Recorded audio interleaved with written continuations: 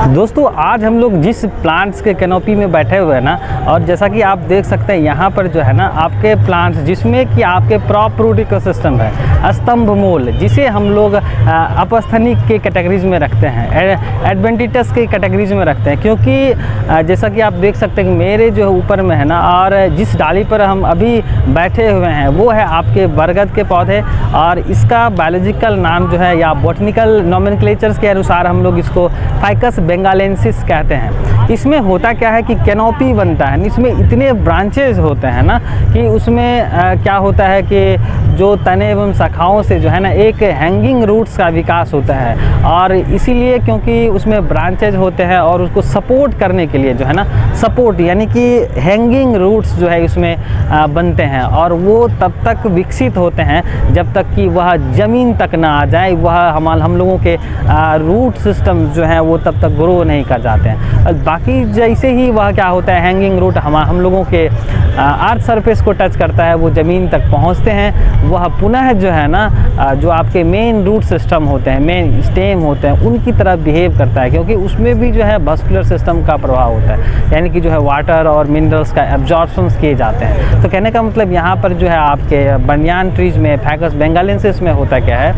Crop root ecosystem पाए जाते हैं, यानी जिसको हम लोग स्तंभ मूल कहते हैं।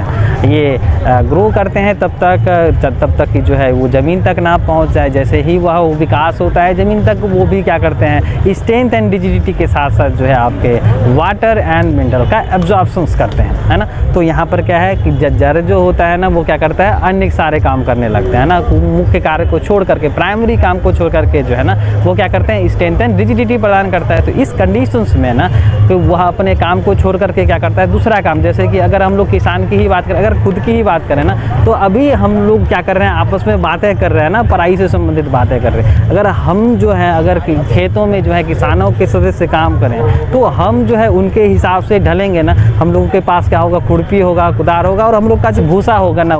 तो यहाँ पर हम लोगों ने क्या देखा कि रूट सिस्टम जो होते हैं ना अपने काम को छोड़ करके, यानी प्राइमरी फंक्शंस जो होता है ना, जल तथा खनिज लवण का अवशोषण करना और एनकॉरमेंट्स करना, इनको छोड़ करके अन्य सारे काम करते हैं, स्ट्रेंथ एंड रिजिडिटी प्रदान करते हैं। बाकी बहुत सारे आपके मॉडिफिकेशंस है, रूट है, स्टेम्स हैं, लीफ है। तो यहाँ पर रूट मॉडिफिकेशंस में क्या होता है, जैसे ही काम बदलते हैं ना रूट भी बदल जाता है। तो इस कंडीशंस में इसको हम लोग बोलते हैं रूपांतरण बोलते हैं, और सीधे सीधे हम लोग कायांतर और अंग्रेजी में बोलते हैं मॉडिफिकेशंस ऑफ रूट सिस्टम। तो एडवेंटिटस रूट के मॉडिफिकेशंस में जो है ना आपके क्रॉप रूट इकोसिस्टम्स है जो पाया जाता है आपके बरगदों में, जिसको हम लोग बायोलॉजिकली जो है ना फाइकस बेंगालेंसिस कहते हैं। इसमें होता है आपके क्रॉप रूट, और बाकी जो है आपके बहुत सारे जैसे कि आपके जो हैं स्टील्ट रूट्स हैं, पैरासिटिक रूट्स हैं, नोडुलेटेड रूट्स हैं, रिस्पिरेटरी रूट्स हैं, इतने सारे जो आपके रूट्स होते हैं आपके। बाकी टैप रूट इकोसिस्टम में जो आपका फ्यूजिफॉर्म्स है, कोनिकल है, और आपका जो है नेबिफॉर्म है। इस तरह से जो है मॉडिफिकेशंस होता है।